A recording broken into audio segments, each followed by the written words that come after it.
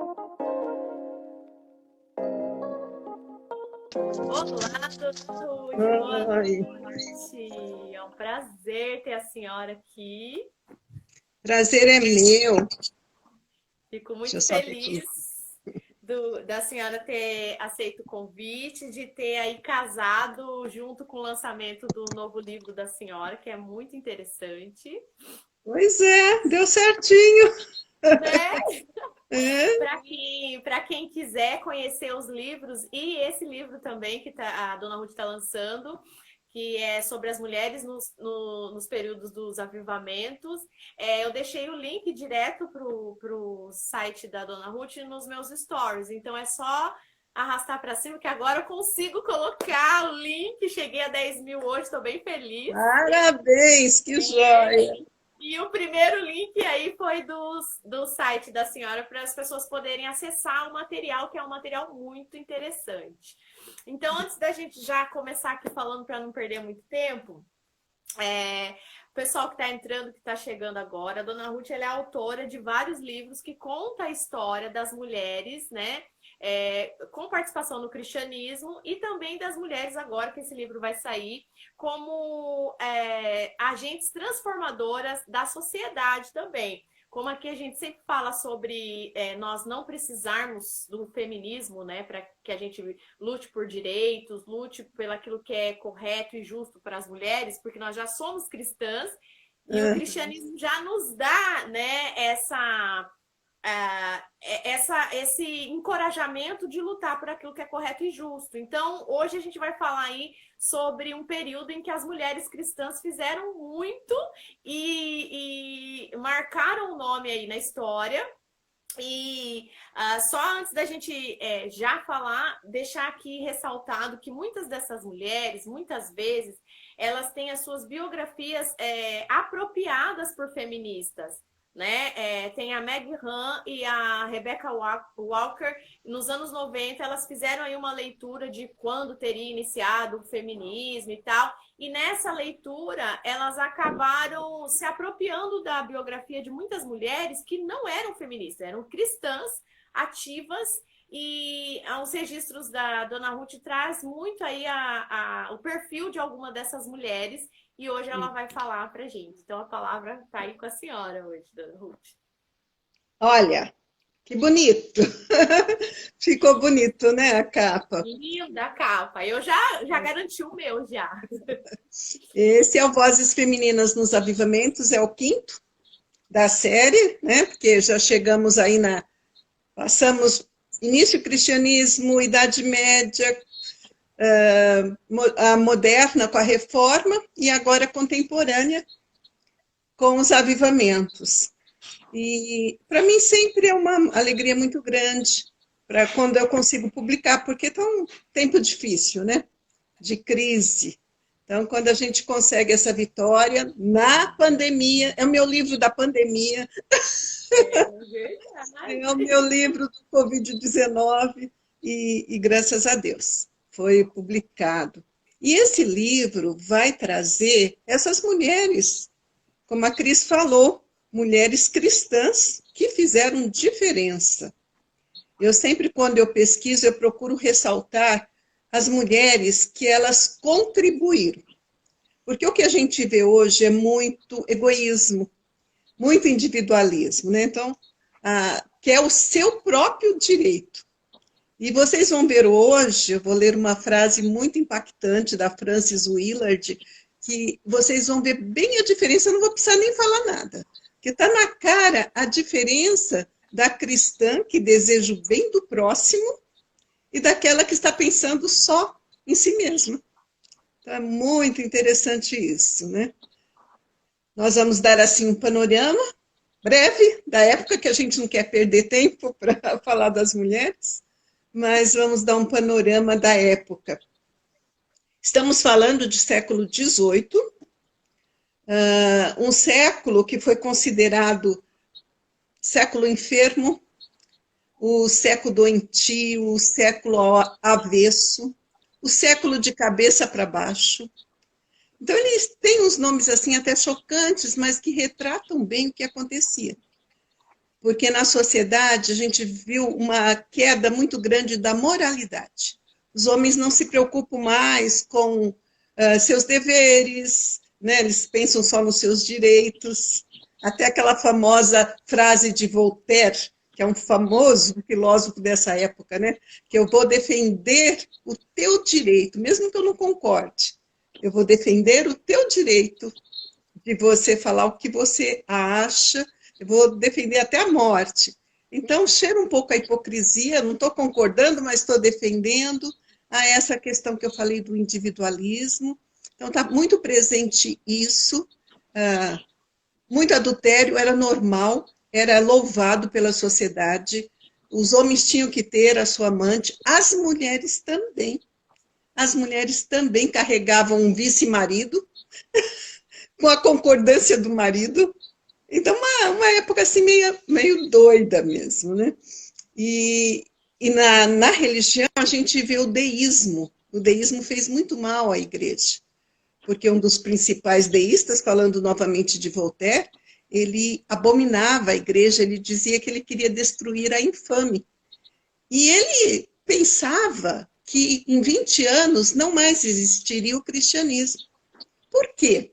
Porque o deísta, ele crê em Deus, sim, mas ele não crê em Cristo. Então, para ele, Cristo é só um mestre. Não é filho de Deus, não é divino, não fez milagres. Então, é só aquele mestre. E então, por isso que se chama deísmo. Mas até o Deus que eles creem é um Deus impessoal.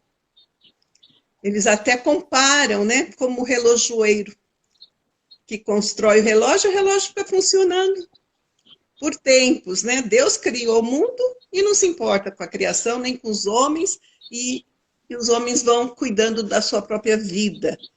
Então, uma época de muito... Seria aí um distanciamento desse Deus bíblico, né? Que é um Deus relacional. Que ontem eu fiz a live com o Felipe Breder, nós falamos muito disso ali, dos primeiros cristãos, né? E da pregação do evangelho genuíno, que traz a imagem e traz essa mensagem desse Deus relacional, que é o Deus bíblico, o Deus que a gente crê, né? E aí a senhora relatando essa época deísta aí, já é uma distorção daquela pregação do evangelho que já vinha aí já durante muitos séculos já, né? Isso causa assim, um grande estrago, porque a igreja vai se esfriando demais. O que acontece? Os pregadores, eles vão, influenciados pela ideia dos filósofos iluministas, né? Que tem o iluminismo nessa época, o racionalismo, eles querem tudo explicar pela razão. Influenciados, eles começam a pregar ideias filosóficas. Eles falam de tudo menos da palavra de Deus.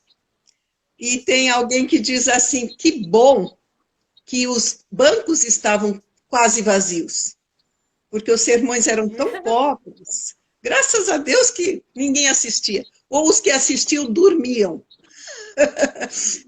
Tem até uma gravura. Uma gravura tão interessante que é assim, a congregação adormecida.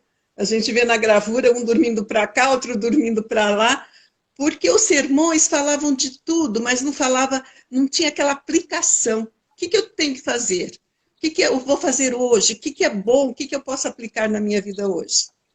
Então, tem um grande escocês, cristão escocês dessa época, que ele usou uma frase que eu acho linda. Ele diz assim, pregar o luar não amadurece a colheita. Você ficar discursando sobre o luar, isso não vai amadurecer a colheita. Então ele fala, precisa de prática, precisa de que os cristãos realmente tenham esse compromisso. Então é uma época assim bem singular, né, vamos dizer, mas ela é mais difícil no começo. Vamos dividir o século XVIII aí até 1750.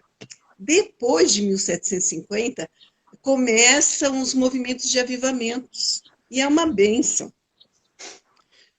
Apesar de não atingir, infelizmente, a gente vê que não, é um pequeno rebanho mesmo, são poucos os que ouvem e aceitam, mas nessa época muitos mudaram de vida. Muitos ouviram falar de Cristo que salvava, que transformava a vida e aceitaram. E aí, de 1750 em diante, as coisas começam a melhorar, graças a Deus, né? Começam a melhorar. Seria aí um retorno ao evangelho mesmo, né? Genuíno. Seria aí os avivamentos seriam um retorno àquilo que a igreja primitiva lutou ali com a própria vida para preservar. Então chega aí o momento dos avivamentos em que essa mensagem se renova, né? É interessante a gente ver isso. A reforma vai buscar lá, né? A Uhum. reforma vai buscar no início. Os avivamentos também, a mensagem era muito simples. Deus te ama, Cristo morreu por você, aceita-o, arrepende dos seus pecados. Então, dá regeneração. E quando eu comecei a pesquisar mais sobre os avivamentos, eu pensei assim, o que será que eu vou encontrar? Porque você pensa mais em fenômenos, né? Em algumas coisas físicas que podem acontecer. Aconteceu alguma coisa das pessoas chorarem muito, se constrangerem muito com sermões, porque Deus usa os homens que emocionavam, que impactavam as vidas. Mas a principal coisa que é válida para hoje, para qualquer época, é a conversão. É a conversão. Quando o homem se converte a Cristo, tudo muda. A sociedade muda. Né? Ele faz uma influência positiva, né? É por aí. Uma das coisas que eu procuro sempre trazer aqui para o pessoal essa convicção que nós temos, né? Que o evangelho ele é suficiente e nós não precisamos de nenhuma outra filosofia política, nenhum outro meio que venha aí oferecer libertação, seja através de triunfo político, seja através de conquistas sociais. O evangelho ele se apresenta na história e na própria Bíblia, né? Antes mesmo de irmos aí de chegarmos a esses períodos agora mais recentes, a Bíblia ela sempre apresentou ali essa força do evangelho, essa força transformadora que o evangelho traz, né? E nós temos, como cristãos, nós temos que crer na suficiência do evangelho, né? O quanto ele é suficiente para impactar não apenas a nossa vida, mas o meio em que a gente vive também. Acho que o seu livro traz muito isso também, né?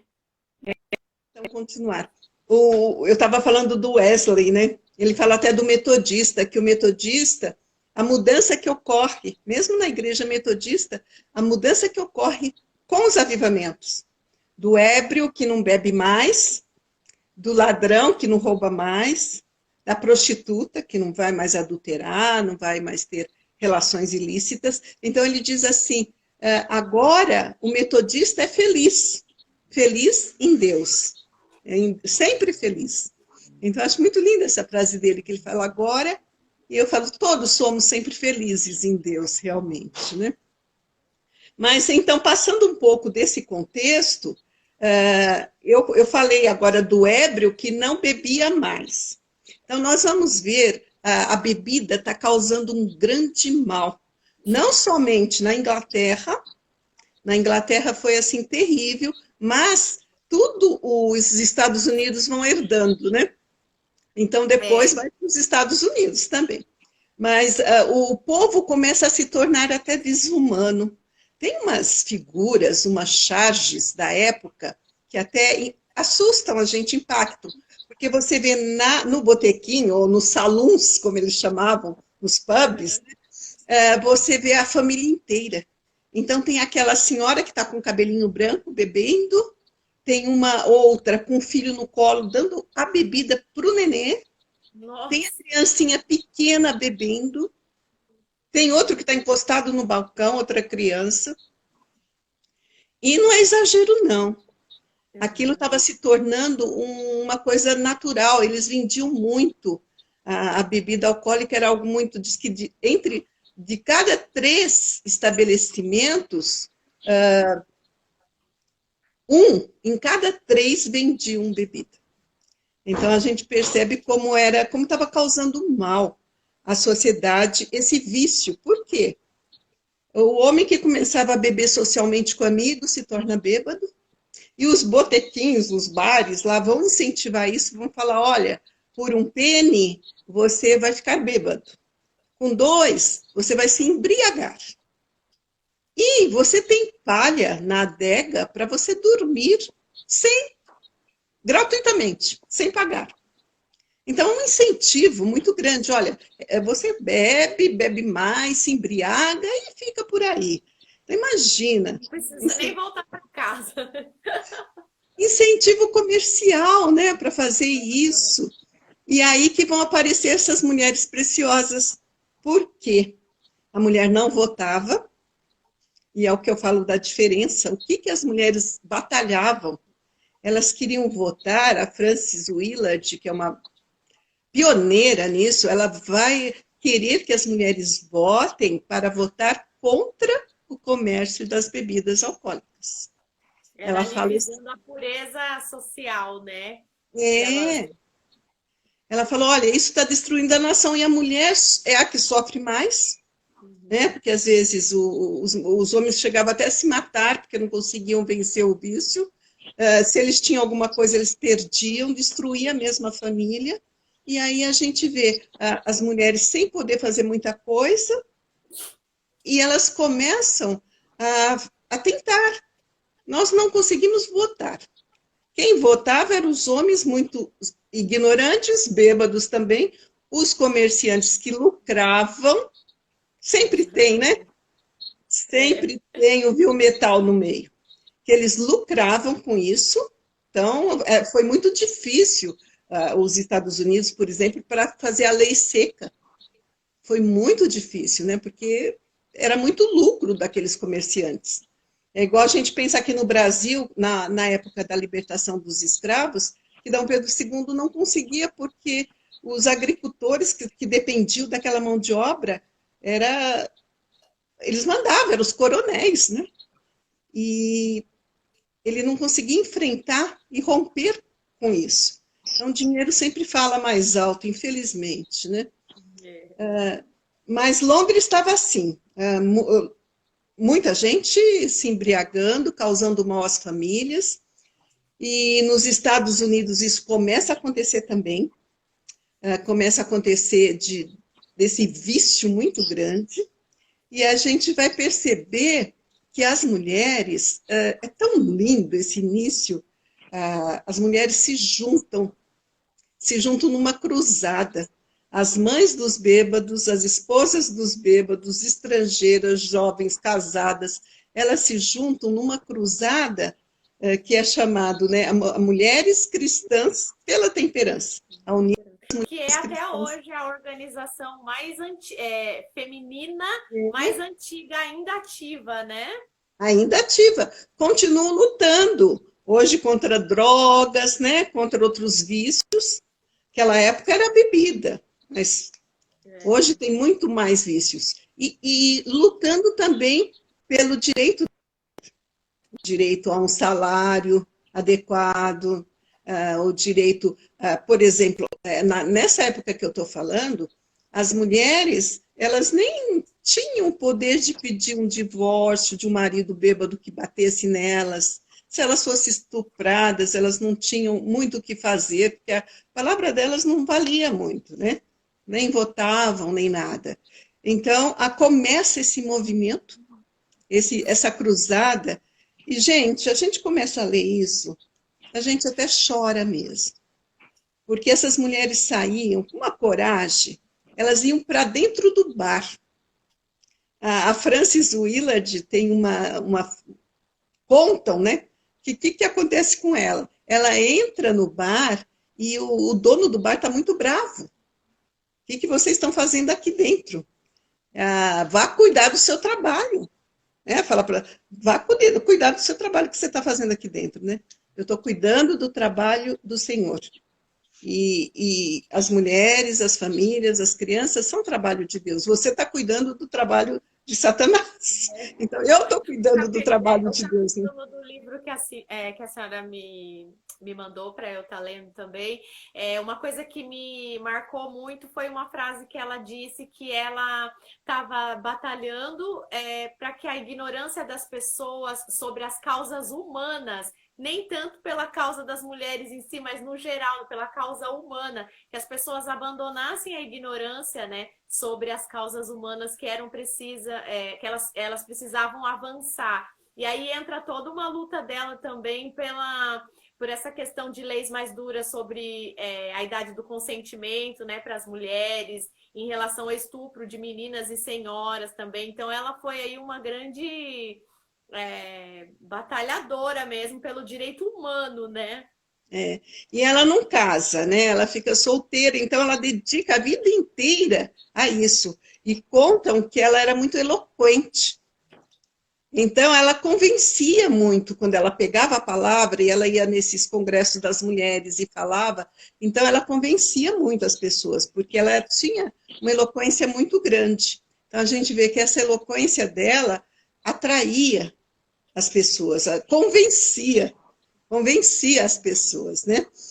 Tem uma frase aqui que diz que ela foi uma oradora talentosa. Ela era simplesmente magnífica. Ela sabia, como poucos pregadores, atingir a brisa da emoção que soprava no meio dela. E ela conduzia a multidão como ela queria. E ela despertava essa multidão para o mais alto entusiasmo. Então, Deus capacitou. Deus a colocou naquele tempo para fazer esse trabalho de convencer. E ela vai tentar convencer os comerciantes. É um trabalho muito difícil, né? Porque, imagina, comerciante que está lucrando, mas elas chegavam dentro dos bares e começavam a cantar. Se o comerciante expulsava, elas ficavam do lado de fora, cantando, orando. A primeira vez que a Francis tem contato com essas mulheres, ela diz que foi assim, uma emoção muito grande, porque elas estavam ali de fora, do lado de fora do bar, tratadas, até ela coloca assim, a gente estava sendo tratada como até menos que os bêbados, menos que os animais, estavam sendo espizinhadas mesmo. E elas ficam ali do lado de fora, uma senhora começa a cantar, as outras acompanham, aí elas oram, e ela foi solicitada que ela orasse. E ela diz assim, foi a melhor oração que eu fiz na minha vida, né?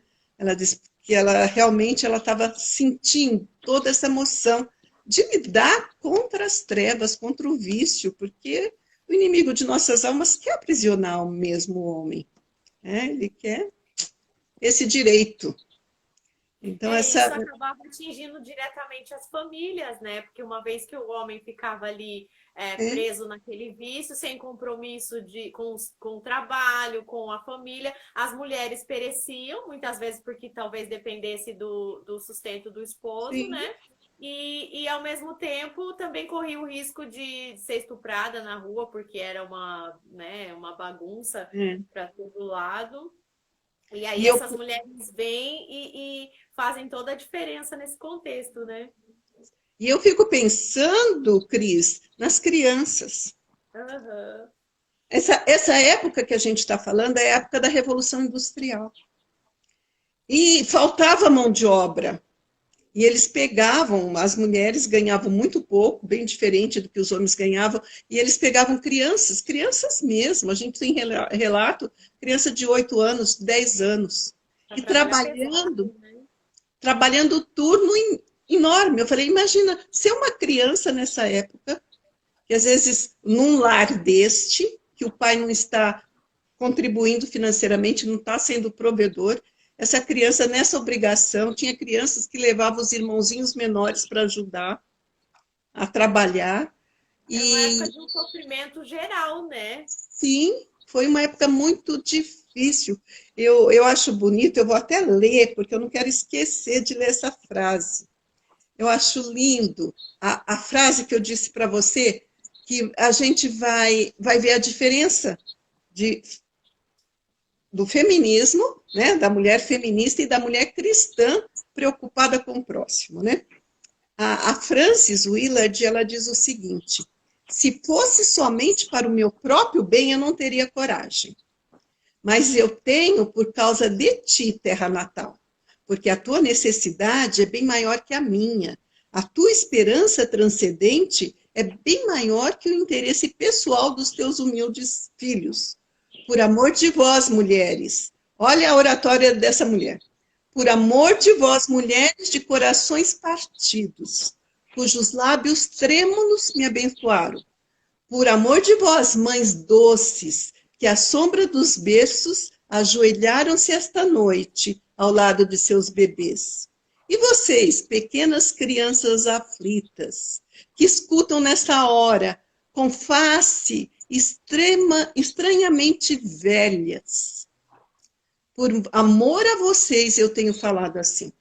Então ela diz que ela está empenhada nessa luta, que foi uma luta muito grande no Congresso para ser aprovado, e ela nem morre sem enxergar essa lei aprovada, e ela diz, por amor de vocês, crianças que já estão envelhecidas pelo sofrimento, pela aquela vida dura que elas levavam. Então, um período, tem períodos na história que são períodos bem difíceis mesmo. Né? E uma coisa que eu acho interessante, assim, é que muitas vezes quando a gente vem aqui na internet e tal, e se posiciona como cristã, né, dizendo que a gente não precisa do feminismo porque nós temos a nossa suficiência no evangelho. Muitas feministas, elas, você só tá falando aí porque o feminismo lutou para você falar. E na verdade a história tá cheia de mulheres cristãs lutando pelo nosso direito de falar, né? E eu acho muito importante a gente falar isso, até mesmo para as meninas que estão na igreja, que muitas vezes não conhece a história, né, da participação das mulheres cristãs. E às vezes ficam meio sem resposta, ou às vezes ficam constrangidas achando que aquele ataque do feminismo tem algum fundamento. E na verdade, quando a gente vai para a história, a gente vê que essas mulheres cristãs, elas foram muito corajosas.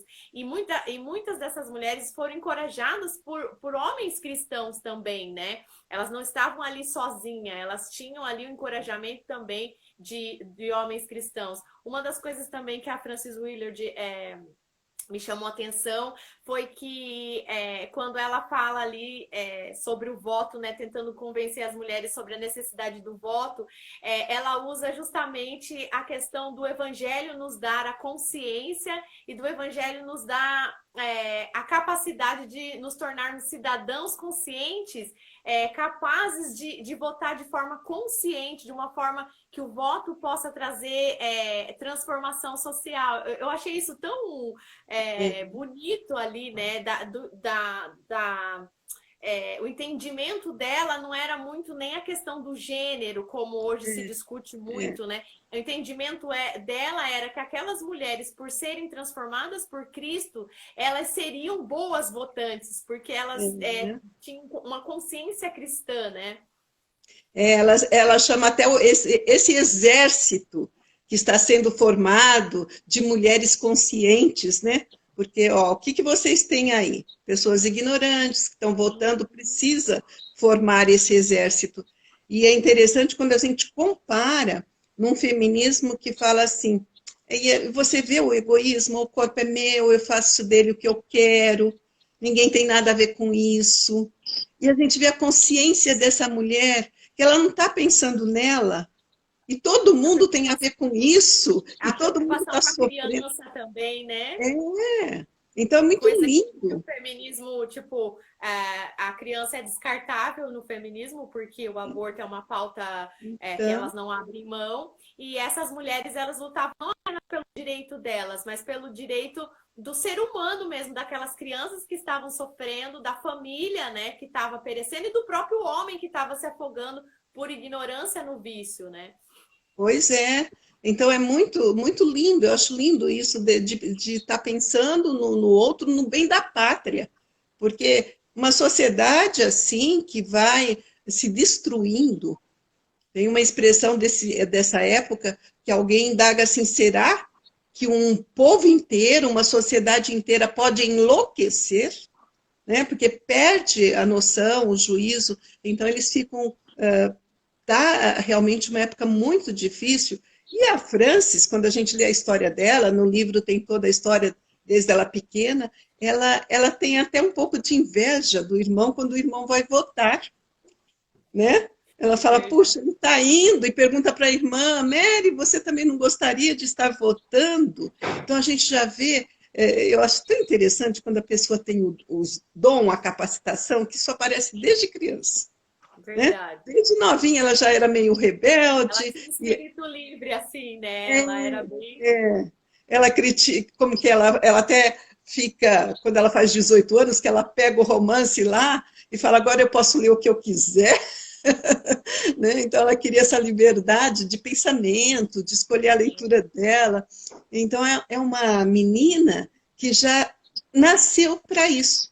A gente nasce para as coisas, é interessante isso. Deus dá dons para os homens, capacita, e a gente vê ela capacitada com esse espírito de lutar para defender, né, a causa. Interessante é que ela entendia que isso era um chamado de Deus para a vida dela, né? Ela entendia que Deus havia chamado ela para realizar as coisas que ela tinha um anseio de fazer, né? Isso que eu acho interessante. Ela se via como uma pessoa debaixo do propósito de Deus. Sim, ela trabalha com Moody, né, com o avivalista Moody. Ela trabalha com Moody na evangelização, mas ela não fica assim muito satisfeita, porque isso vem dos Estados Unidos mesmo. A mulher e o homem em esferas separadas, né? Isso é o lugar da mulher, esse é o lugar do homem, esse é o papel da mulher, esse é o papel do homem. Então, ela se sentia meio incomodada quando ela falava só para mulheres, ela queria, né, estar falando, ela achava que ia alcançar mais pessoas, Até inclusive, mesmo né? porque o discurso dela era um discurso mesmo humanitário, né? Era uma Sim, questão mais voltada mesmo para o cidadão, para a consciência do cidadão. Acho que ela tinha essa percepção de que a mensagem dela era uma mensagem transformadora no sentido de impacto de sociedade mesmo, né? Acho que por isso que ela sim. se incomodava com isso. É. E um trecho também que eu acho muito interessante é quando elas insistem, né, com um dos comerciantes que estava para ser votado, elas fazem toda aquela petição, conseguem muitas assinaturas, e elas estão até confiantes que vai ser aprovado. E elas insistem particularmente com o comerciante para que ele assine também. E a resposta dele, gente, é o que a gente vê na nossa política hoje. As coisas na história não mudam muito, não, viu? A gente vê os mesmos erros, as mesmas corrupções, os mesmos rabos presos, né? Porque ele diz assim, ele é um líder político, que ele é comerciante, mas é líder político também, que ele é entrevistado pela Francis, né? E ele está ali junto com as senhoras apelando para que ele assine a questão do voto, porque nós queremos, as mulheres precisam votar e votar contra o comércio de bebidas. E ele fala assim, senhoras, eu tenho vergonha de admitir que eu estou com as mãos e os pés atados. Eu não posso fazer o que eu gostaria. Minha esposa colocou a mão no meu ombro quando eu saí de casa e disse: Você, por favor, vai apoiar a causa das senhoras da temperança? E ela olhou direto nos meus olhos, tão intensamente que eu poderia ter chorado. Mas eu respondi: Não, minha querida, não posso. Minha prática da lei é quase toda a partir dos salões. Minhas esperanças de promoção estão depositadas neles. Eu não tenho filhos para me ajudar a ganhar dinheiro. Eu sou obrigado a apoiá-los e as meninas em bom estilo, para não dizer outra palavra. E então eu a deixei. Agora, senhoras, se eu nego o pedido da minha mulher, que eu amo mais do que qualquer outra pessoa na terra, vocês não irão me pedir, eu sei. O homem, como ainda pressionado pelo nosso apelo, tinha lágrima nos olhos. Seus lábios tremiam e ele nos deixou dizendo: Eu quero ajudá-las, senhoras, mais do que vocês imaginam, mas simplesmente eu não posso. É forte, né? Isso demonstra também a força ali do discurso delas, né? Que elas tinham a sua razão de estar levantando ali aquela luta e levantando aí esse apelo, não era um apelo, digamos assim, pela essa declaração dele, fica claro que ele concordava com o que elas estavam fazendo, né? Porque no fundo elas tinham certa razão ali. Para a gente ver como é forte, né, essa prisão. É uma prisão, o vício está aprisionando aqueles que estão usando, que estão bebendo, está destruindo as vidas, está aprisionando esses comerciantes também, né, que estão ali sem liberdade. Por isso que a Bíblia diz, você conhece a verdade liberta, e a verdade e a liberdade é estar livre desses vícios, desse pecado. Você é livre, você realmente pode dizer não, eu não preciso disso, eu não quero isso, você escolhe.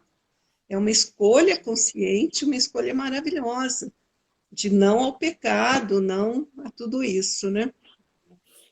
Uma das coisas também que a gente vê, às vezes, é algumas feministas, elas tentando roubar aí um pouco dessa movimentação dessas mulheres, ainda que elas não entrem em detalhe para não revelar muito que elas eram cristãs, mas como haviam outras mulheres ali também que se preocupavam apenas com outras questões, sem ser essas questões de uma pureza social, como as mulheres cristãs se preocupavam, surgem ali umas outras figuras também meio controversas, né? Que elas queriam o voto, também eram contra a escravidão, mas elas tinham já um comportamento de rebeldia em relação ao cristianismo, embora precisassem das igrejas para discursar, porque as igrejas foram aí os primeiros locais que deram espaço para as mulheres discursarem politicamente, né? No sentido As plataformas, né? Exatamente. Eu não consigo acompanhar aí muitas perguntas, mas eu estou vendo que querem saber o nome do livro. Vozes Femininas nos Avivamentos. Vozes femininas para comprar está nos meus stories. Eu deixei o link lá. Se vocês forem nos stories, tem ali um texto que eu resumi algumas coisas de um texto da Dona Ruth, que eu vi lá no site dela. E aí já deixei o link direto para vocês poderem lá poder comprar tanto esse livro de lançamento como outros também. Eu tenho um aqui que eu comprei recentemente que eu queria faz tempo e não achava, que é o Vozes Femininas no Início do Cristianismo. Outra capa linda. Lindo mesmo. E são muito bons. Eu tenho outro também, eu tenho da Reforma. Eu tenho só no, de trazer ele aqui, eu tenho da Reforma também. E já garanti esse também, que eu quero muito. Porque você começando a ler do início do cristianismo, Idade Medieval, Reforma, Avivamento, você vai tendo uma ideia, a gente vai entendendo por que acontecem certas coisas em relação às mulheres, por que esse preconceito, às vezes, né? A mulher é a Eva, a mulher que leva o homem à tentação. Então, é bem interessante que a gente entende. Por isso que precisa conhecer, né? Por isso que precisa ler, para entender. A história, ela é pedagógica, ela ensina. Entender também para a gente não ficar preso, o que eu vejo muito dessa geração é isso, de ficar preso num ressentimento e numa mágoa, às vezes baseado até numa distorção da história, né?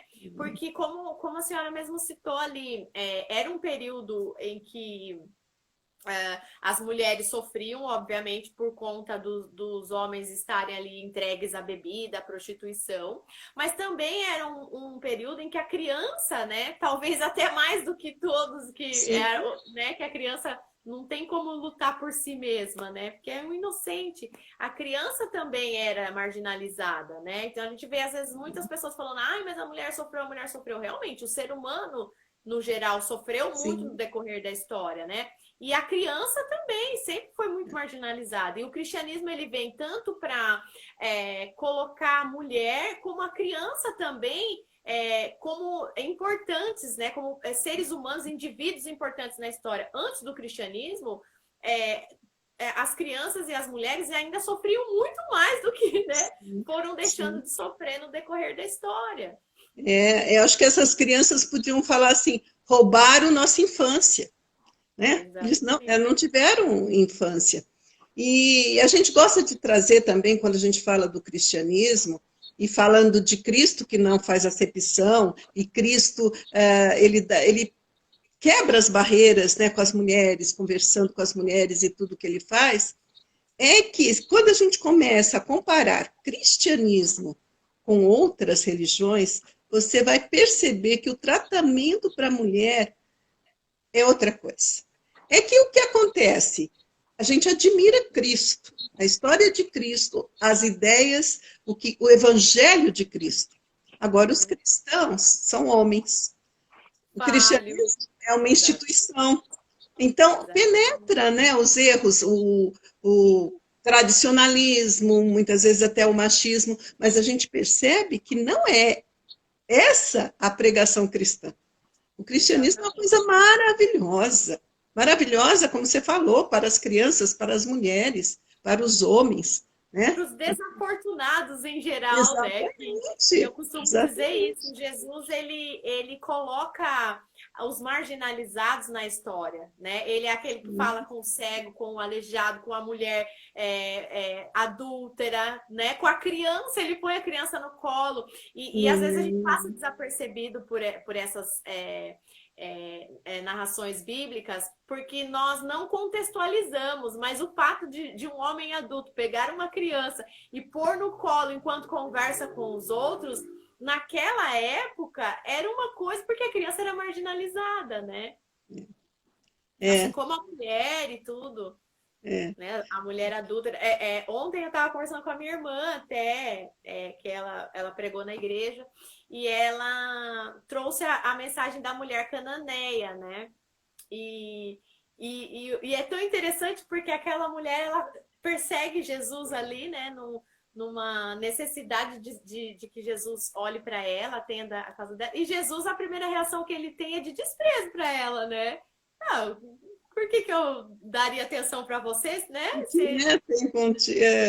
E o interessante é que ele se volta para atendê-la após a humilhação do coração dela, né? Quando ele diz, por que eu iria falar com você? E aí ela, Senhor, até os cachorrinhos, né, se alimentam das migalhas. E ali ele dá atenção para ela. E eu acho que essa é uma das passagens que mais chama atenção para o fato de que Jesus, ele olhava todo o indivíduo, independente do gênero, independente de ser homem, mulher, criança, ele olhava para o indivíduo e um coração humilde e Deus não despreza, é o que a Bíblia fala, né?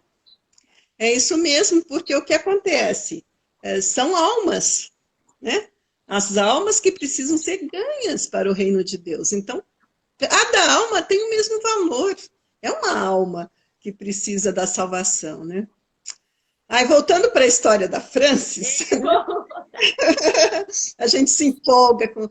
Mas voltando para a história da Francis, o crescimento dela nessa associação, né, a União Feminina, União de Mulheres Cristãs pela Temperança, é uma ascensão rápida, né? Ela é secretária, ela é correspondente, ela já se torna presidente, e a princípio ela até com muito cuidado vai declinando dessas posições de liderança, mas cresceu assim de uma forma rápida. Ela logo foi eleita presidente da WCTU, né? Porque como são as letras, né? Mas o que quer dizer é União das Mulheres Cristãs pela Temperança. E ela vai ser fundadora dessa organização mundial.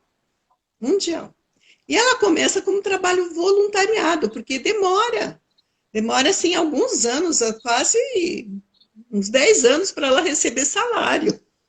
Então, ela está se doando mesmo, né, com a vocação, né, a capacitação, a empatia, o cuidado, a preocupação com o povo, com a sua pátria, né? Ela fala, é por amor de ti, pátria amada. Então, a gente vê esse patriotismo, esse cristianismo de preocupação com o próximo, é bem bonito. E ela também vai participar da fundação do Conselho Nacional de Mulheres, em 1888, o ano da nossa libertação dos escravos, né? E aí essa organização vai crescendo, elas fazem aquela petição, elas conseguem, na época, uma coisa muito grande, 200 mil nomes à petição, né? Então, ela, além disso, ela está envolvida com isso, ela trabalha com a Avivalista Mood, e ela falava para 400 ou 600 mulheres, às vezes mais de 1.000, nas congregações onde ela ia. E ela considera aquele trabalho com Moody, ela gosta demais, porque é um trabalho que aí sim ela está evangelizando. Ela está dando estudos bíblicos, ela está fazendo o que o coração dela mais ama, né? Ela dedica a vida dela a isso, porque não deixa de ser uma evangelização, ela defendendo esse direito do voto, ela se engajando nessa luta e combatendo o mal da embriaguez. Então, ela está sempre... Porque o Moody mesmo, ele achava assim, o homem vai se converter, ele vai parar de beber. E realmente parava, né? Cristo tem todo esse poder transformador. Mas ela pensava assim, mas e a família? Mas a gente precisa fazer mais, a gente precisa proibir esse comércio, não basta só ele parar de beber, vai continuar vendendo. Então, a preocupação dela é maior. É interessante, né? Ela tinha ali um engajamento social mesmo, que o que dá para perceber é que ela cria, obviamente, como o Moody, que o evangelho transforma, mas ela se preocupava com aqueles também que não estavam se voltando ao evangelho, né? Eu entendo assim que a concepção que ela tinha de que se aquilo fosse proibido, as pessoas iam se destruir menos, elas não iam se destruir tanto quanto estavam se destruindo. Então, apesar das campanhas de avivamento terem dado muitos frutos, muitas conversões, mas ela era realista. A sociedade inteira não vai se converter, infelizmente. Vão ter pessoas que vão continuar nessa vida, vão continuar, as crianças vão continuar nesses lados destruídos, né? Então, ela vai... o direito de voto da mulher, ela vai demorar muito, né? Somente em 1920, porque a gente está falando aí do século XIX já, né? Mas somente em 1920, que nós já entramos no século XX, que vai ser aprovado. E é interessante que é aprovado nos termos que ela tinha colocado, do jeito que ela tinha escrito, do jeito que ela tinha feito, 41 anos antes. Então, demora 41 anos para ser aprovada. E a proibição da bebida também vai ser aprovada, né? Vai vigorar por 13 anos, a gente vê até filmes que falam sobre essa lei seca, e aí tem os tráficos, tem toda, né, o jogo de influência. Mas eu acho que a intenção maior era, tipo, dar um freio mesmo, né? Que ia continuar bebendo mesmo, eles iam dar um jeitinho. Mas dar esse freio para uma sociedade que estava desenfreada, né? É bem interessante. E como a Cris já colocou, é uma instituição bem antiga, mais antiga, organização voluntária feminina, a mais antiga, contínua, né? Contínua, nunca parou. Não. E o interessante dessa associação também, que vale acho que aqui a gente ressaltar, é que essas mulheres cristãs, elas investiram muito na educação das mulheres, porque elas queriam que suas filhas fossem educadas, então elas investiam na educação das mulheres para que as suas filhas pudessem ser educadas. E essa associação de mulheres cristãs que faziam isso, né? Sim, sim, bem interessante porque continua.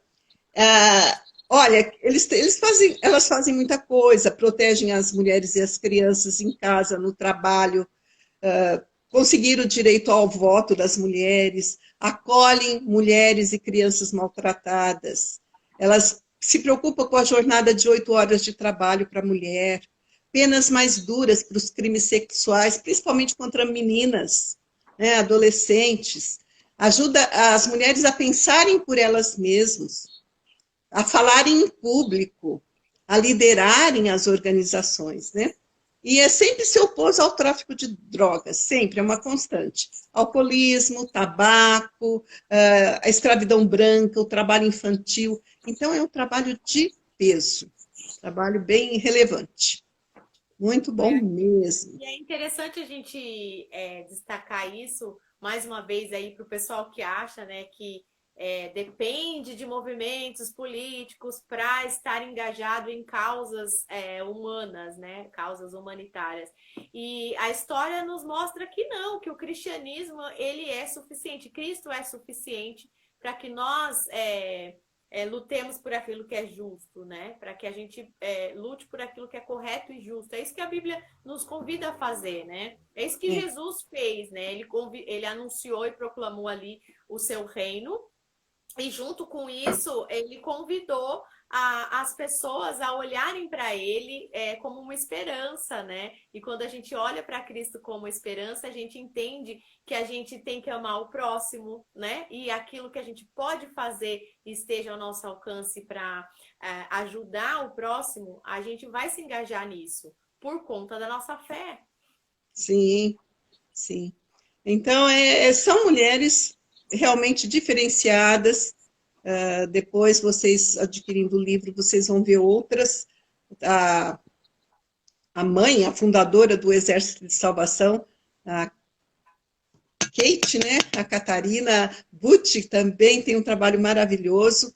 Ela vai, com o esposo dela, trabalhar com essas mulheres muito pobres, vai descobrir que elas trabalham na fábrica de fósforos e que como é que fala? Elas têm um produto, está me fugindo, para fazer o fósforo, que era... Elas fazem uma pressão para parar de fabricar o fósforo amarelo, porque estava causando...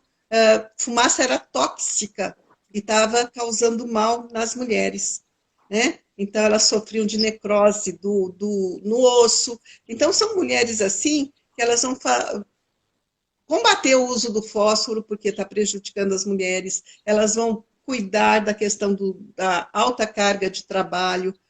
Mulheres maravilhosas, né? Empenhadas no bem-estar da sociedade. Isso. Gente, se vocês quiserem também saber mais, tem um curso, né, Cris? O curso Convergência. Verdade. O curso Convergência traz desde o início do cristianismo até protestantismo brasileiro, o livro está esgotadíssimo, vamos batalhar pela segunda edição, mas esse curso tem 41 aulas de 25 minutos, você assiste onde você quiser, e um material assim fantástico, né?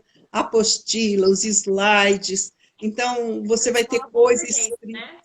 É Escola Convergência. Escola Convergência, eu fiquei muito feliz quando eu pude gravar essas aulas, porque eu falo, uma hora eu não vou poder mais falar. Vendo essa quarentena, parou as palestras, não consegui mais falar. Ainda que as lives dão uma mãozinha pra gente, né? Mas eu gravei, tem um curso gravado. Como que é o nome do curso? História das Mulheres no Cristianismo. Legal, gente, Escola Convergência. Depois eu vou procurar o link e vou disponibilizar aí também para o pessoal, quem quiser. Tá joia, porque aí você tem, é só começar a fazer 25 minutos de um tempinho que você tira ali, não é muito tempo, e vai no seu ritmo, né? Vai estudando e vai aprendendo tudo isso. É muito importante. Eu acho que está chegando ao fim a nossa live. Que eu estou vendo aqui que falta alguns minutinhos, então eu já quero agradecer aqui, para não perder aqui o final, e agradecer muito essa participação. Espero que a gente tenha outras oportunidades para falar mais sobre isso, que eu acredito que seja muito útil para a igreja, né? Principalmente para as jovens cristãs, que muitas vezes... criam aí um imaginário comum distante da realidade, né? Talvez achem que a mulher cristã é apática ou não é representativa, e na verdade a história mostra que sim, a mulher cristã é representativa, sim, porque ela representa não a si mesma, mas a Cristo, né? E ela não cruzou os braços, não. As mulheres trabalharam toda a história do cristianismo, você encontra. Mulheres fazendo a diferença, em toda a história. Maravilhoso. Eu agradeço, Cris, eu que agradeço essa oportunidade para a gente estar... Eu falo assim, eu quero contar a história das mulheres e eu quero que vocês continuem contando, outras gerações continuem pesquisando, descobrindo, para que elas não fiquem mais nas sombras, ocultas. Hoje eu falei da Frances Willard. Quantos já ouviram falar dela? Acho que muito poucos, né? Então vamos descobrir essas mulheres e falar delas, para inspirar-nos. Verdade. Foi uma honra mesmo, foi muito bom. Eu vou disponibilizar essas lives todas no YouTube depois, então vai ficar tudo lá. Quem perdeu e quiser ver depois, vai poder ver. Eu quero agradecer de novo, dona Ruth, e dizer assim que admiro o seu trabalho mesmo, espero que mais pessoas conheçam. Amém.